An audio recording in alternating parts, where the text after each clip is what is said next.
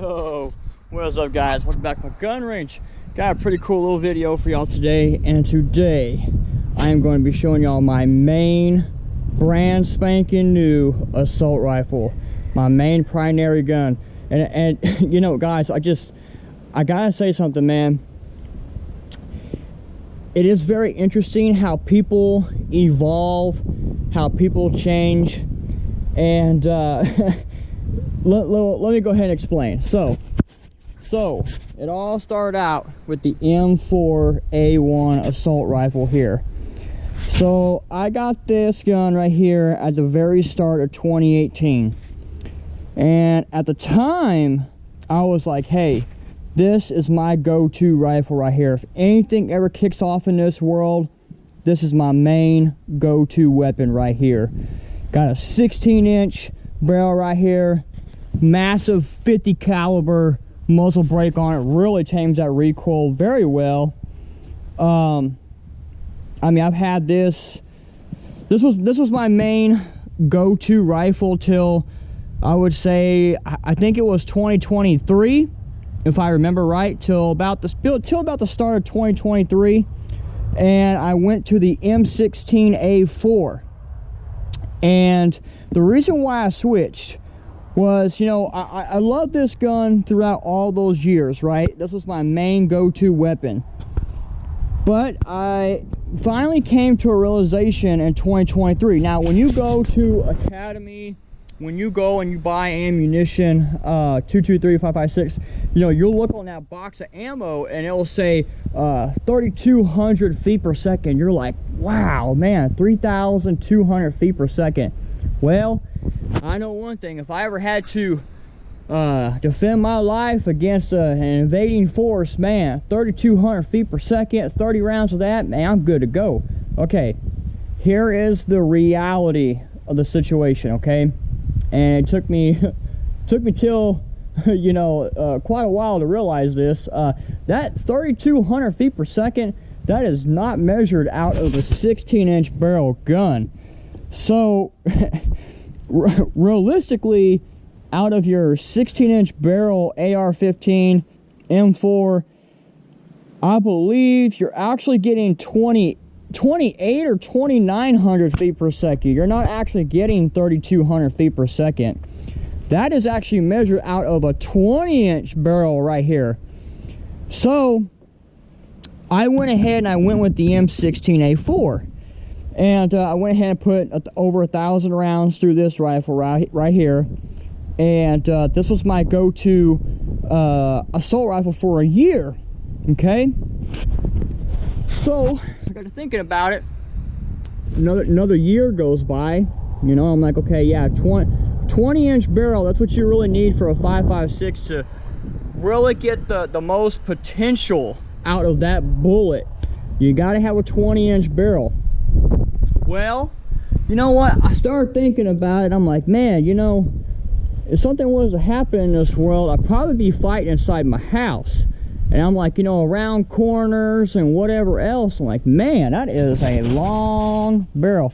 And you stick any type of muzzle attachment on it, I mean, that M16 is just a huge weapon right there. Then I started thinking about it. I'm like, wait a minute. So I still need a 20-inch barrel to get the most potential out of that 5.56 bullet. But I need it to be more compact for work around corners. A bullpup. Ah, there's the answer. And so my brand new assault rifle came true. Now, I've had this since the start of 2024, and I have put some rounds through it, so I have a little bit of experience with it. And so ultimately what I went with was the Kel-Tec RDB. Now, the Kel-Tec RDB was actually not my first choice. Actually, my first choice was the 20-inch barrel Springfield Hellion bullpup assault rifle. Now, the reason why I did not go with that assault rifle is for two reasons, okay? One, the word hell is in the name, And so since they have hell on the rifle, I literally would have to look wherever the word hell is on that rifle, and I would have to scratch it out, or I would have to take it to a machinist to get that word machined off that rifle, because the wolf is not going to carry a rifle that has hell on it. You know, some people say, well, it's called Hellion. I don't care.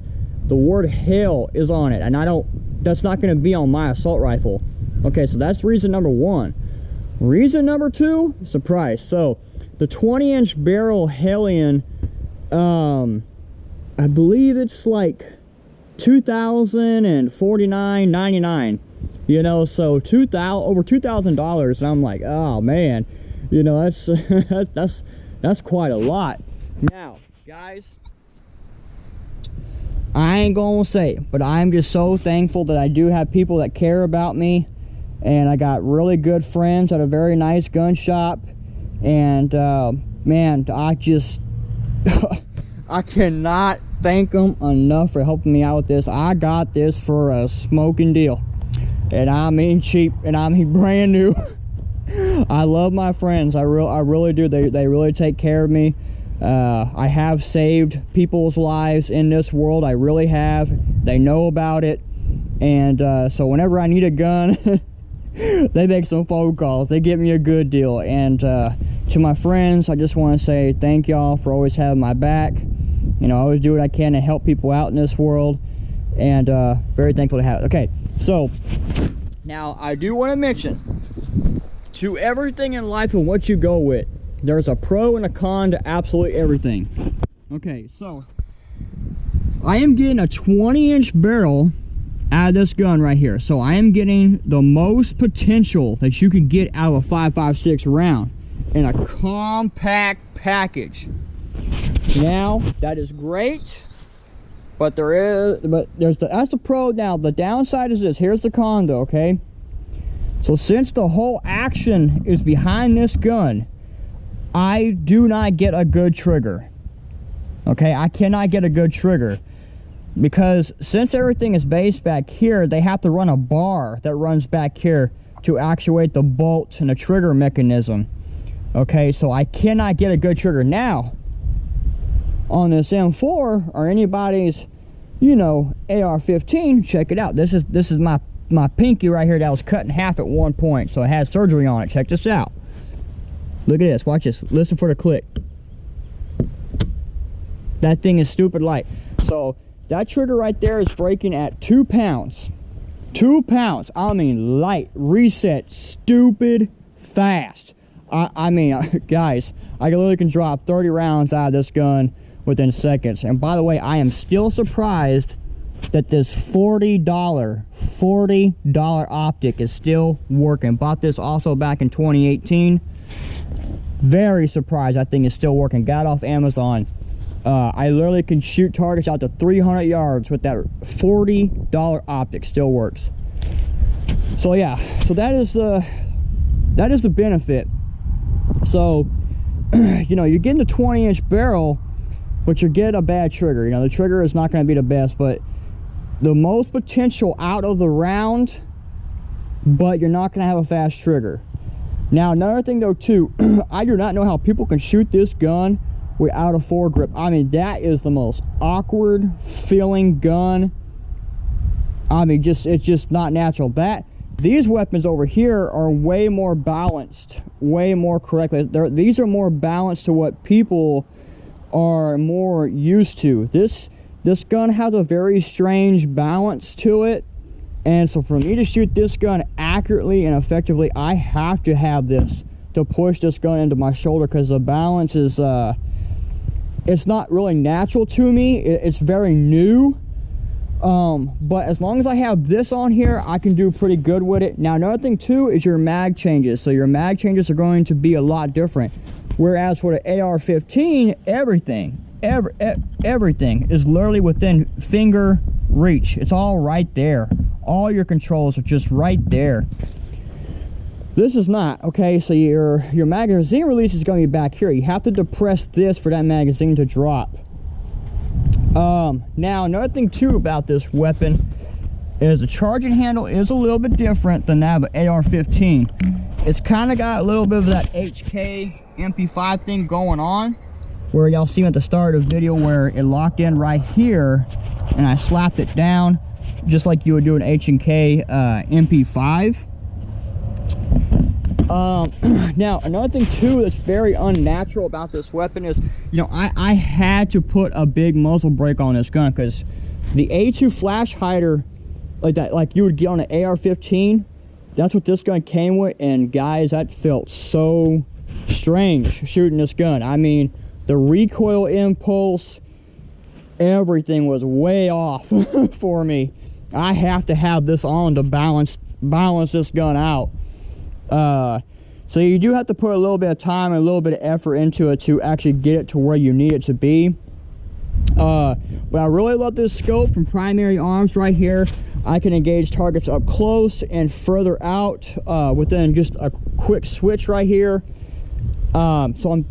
This is my new assault rifle. This is my new package here. But yeah, you know, just going back to how people change. You know, speaking of that, I was at the gun shop, and you know, I was like, hey, can I take a look at that P90 you got on the wall right there? And my friend's all like, yeah, you know, I got one and everything. And I'm like, hey, well, if I want to change this out, he's like, well, you got to buy this kit right here, and you have to buy this. I'm like, well, how much does all that add up to? And of course he tells me, I'm like, you have to spend all that money just to get the P90 to where you need it? He's like, yeah, you know, that's what I had to do. I'm like, oh no, you can have it. But of course, over time, he's like, yeah, I kind of regret having to spend all that money, because I would have just went with a CMMG Banshee, and that would have been my truck gun, and I would have just called it right there. You know, so that's just kind of like what I'm getting at, is just how people change. You know, how I went from the M4A1 for many years, went to the M16A4 for 1 year, that 20-inch barrel, and now I'm going with something compact and convenient, just kind of getting everything I need out of it. But like I said, I don't have a good trigger, and the balance is something I definitely have to get used to. Whereas this is something that Americans grow up with.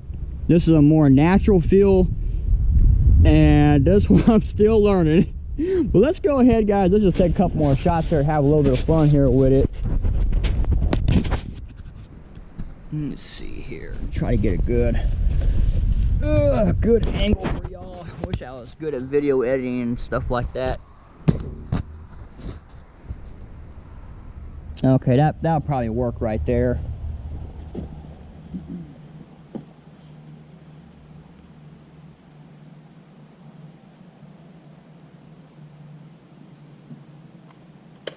Finish off this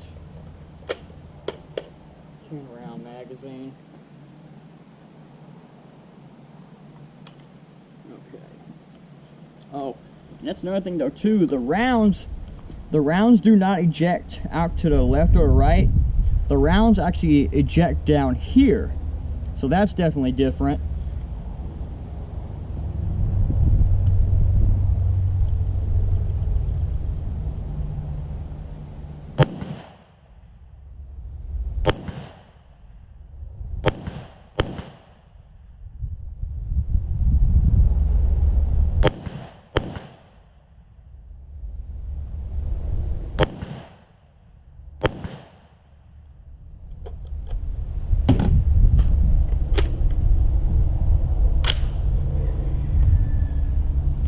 Oh, and so another thing though too, that's another thing I forgot to show y'all.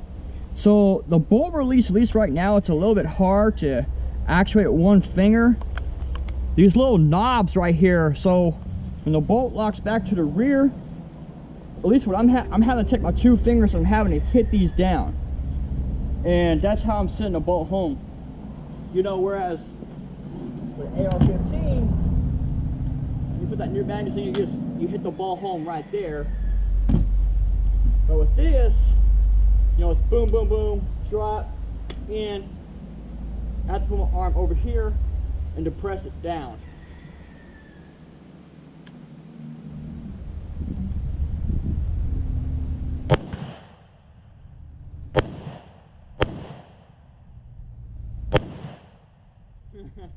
Taught that little stump a lesson. All right.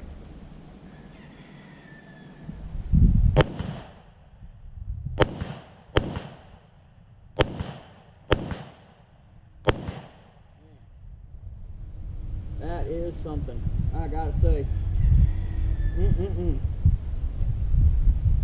That's cool, man. Yeah. Compact and convenient. Man, oh man, that is cool right there. But anyway, guys, yeah, I hope y'all enjoyed this video. I mean, like I said, you know, it's giving me the max potential of that 5.56 round. It's just going to take a little bit of training, getting a little bit more used to it and everything. But I really do like it. I'm very thankful to own it. I just got to get more rounds down range and just get a little more training. But hey, anyway, guys, I hope that y'all enjoyed this video. As always, y'all stay safe out there. I love y'all. Hey, like, comment, subscribe. And as always, y'all have a good one. This is the Wolf signing out.